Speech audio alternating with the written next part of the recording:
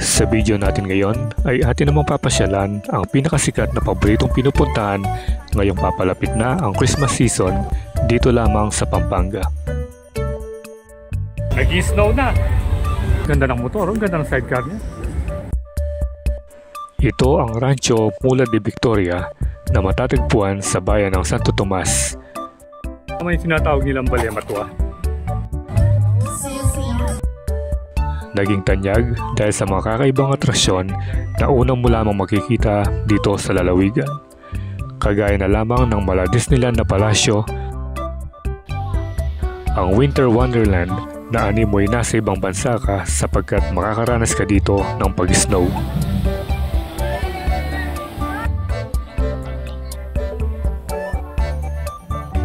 Marami ring available na pagkain at makakapili ka sa iyong paboritong street foods. Mag-enjoy din ang mga bata dahil marami silang pwedeng gawin dito gaya ng pagbabike at mayroon din playground. Kaya tara at samahan niyo akong pasyalan sa unang pagkakataon ang tinaguriang Disneyland ng Pampanga. So, what are you waiting for? Let's get it on!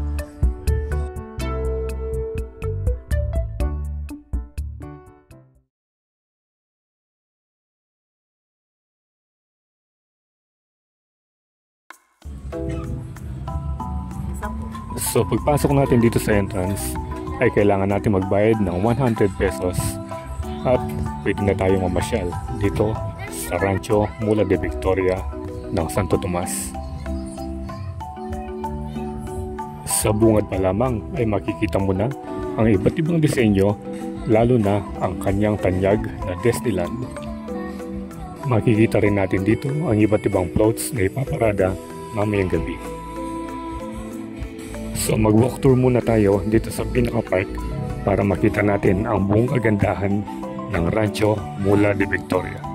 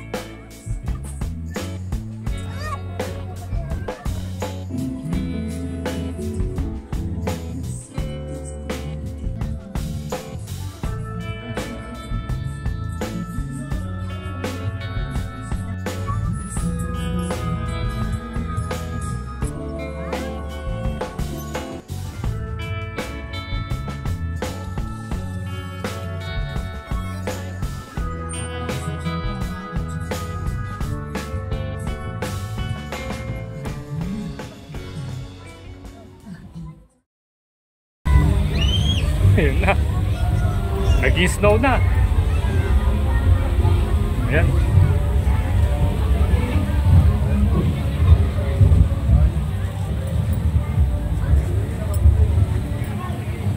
Ganito pala yung itsura ng ano. Itong bubbles. Ayan. Tapos basang-basa sa ibaba.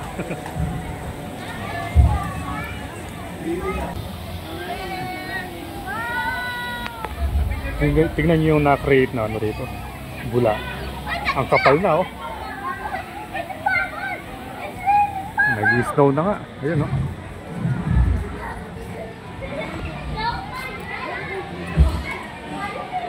Tapos dito yung design ng mga bubong. Merong mga styrofoam. Ayan, oh. Kita mo, malambot lang, oh. Ito yung mga bahay.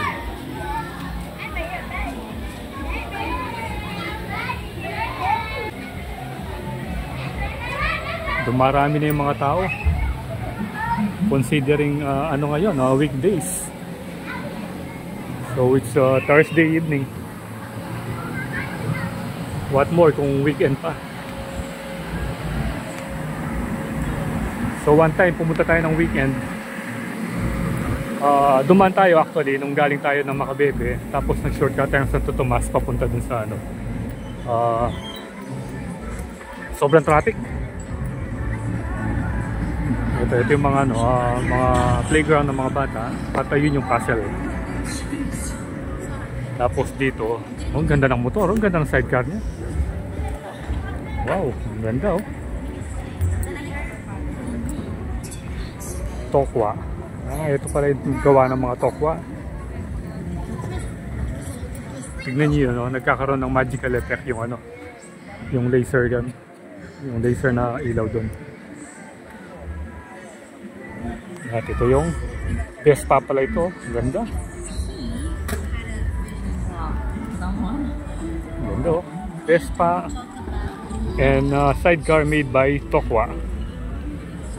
Ang angas. Punta naman tayo dun sa ano, castle.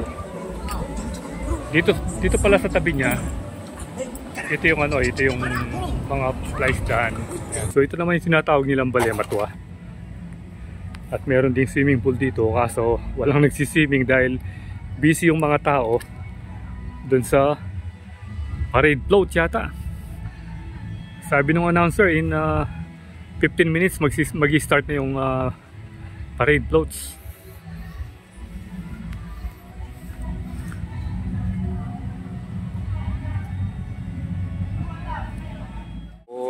Yung NSCR, yung mga viaduct nandun na. Ay, yung ilaw, ang ganda, oh. Tapos pwede rin kayong mag-rent ng mga bicycle dito, eh.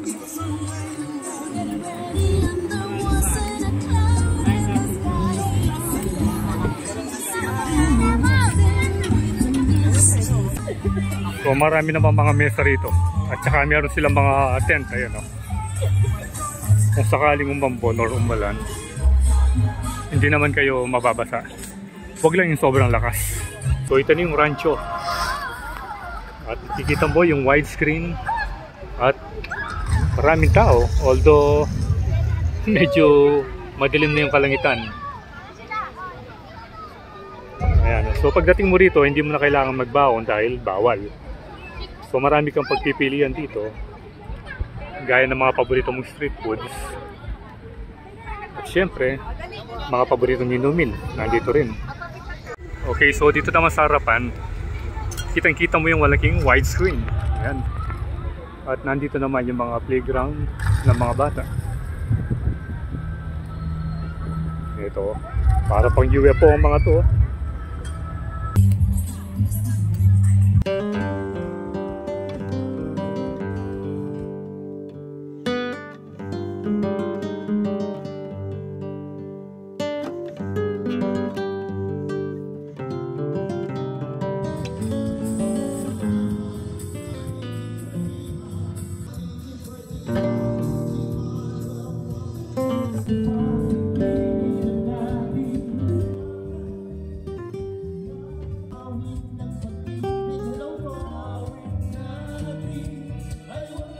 Where you from po? Taga saan? Ayan po, ano naman sa mga guys in our present, alam ko po, medyo nabitin kayo. Ang ating kiss cam voucher. Sige nga, why na? Sige, magkala tayo. Walang internet? Ayun.